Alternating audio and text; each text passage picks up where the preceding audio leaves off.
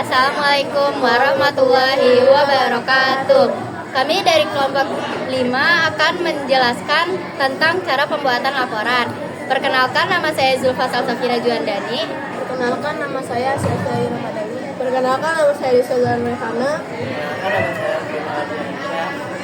Laporan adalah salah satu pekerjaan yang sering kita lakukan. Laporan kegiatan, laporan keuangan, dan dokumentasi artefak komputasional ialah contoh dari laporan. Cara pembuatan laporan yaitu 1. Judul laporan. Buat judul yang singkat dan jelas mencerminkan isi laporan. Contoh laporan tugas laporan tugas informasi tentang apalah gitu. Yang kedua, pendahuluan. 1. Latar belakang, memberikan konteks mengenai topik dan alasan pentingnya laporan ini. Yang kedua, tujuan laporan. Nyatakan tujuan utama dari pembuatan laporan. Yang ketiga, ruang lingkup. Tentukan batasan topik agar laporan tetap fokus. 3. Metodologi, yaitu 1. Sumber data. Sebutkan sumber informasi yang digunakan seperti buku, artikel, survei, atau wawancara. Yang kedua, metode pengumpulan data. Jelaskan cara pengumpulan data, misalnya melalui observasi atau kuesioner. Yang keempat, isi laporan. Yang pertama ada pembagian subjudul. Bagi isi menjadi bagian-bagian dengan subjudul yang jelas. Contoh subjudul yang pertama ada deskripsi topik. Uraikan secara mendetail mengenai topik yang dibahas. Yang kedua, fakta dan angka. Sajikan data dalam bentuk tabel, grafik, atau diagram. Yang ketiga ada analisis. Tawarkan analisis terhadap data yang disajikan, membandingkan dengan sumber lain jika perlu. Yang terakhir ada kutipan. Gunakan kutipan dari sumber terpercaya untuk mendukung argumen dan analisis. Yang kelima, kesimpulan. Ringkasan. Buat rangkuman poin-poin penting yang dibahas dalam laporan. Yang kedua ada temuan utama. Sampaikan hasil dan temuan utama dari laporan.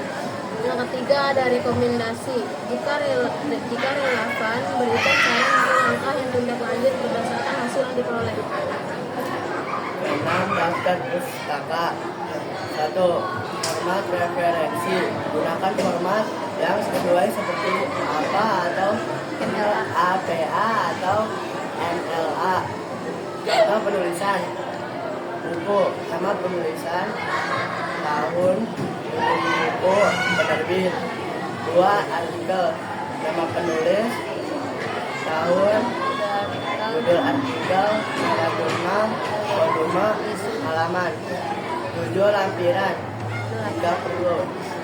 Sertakan data tambahan atau dokumen yang mendukung isi laporan seperti grafik dan tabel.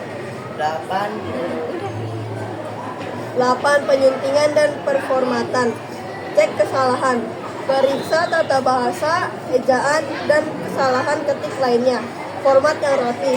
Gunakan font yang jelas dan mudah dibaca seperti Arial atau Times New Roman ukuran 12 dengan spasi yang cukup.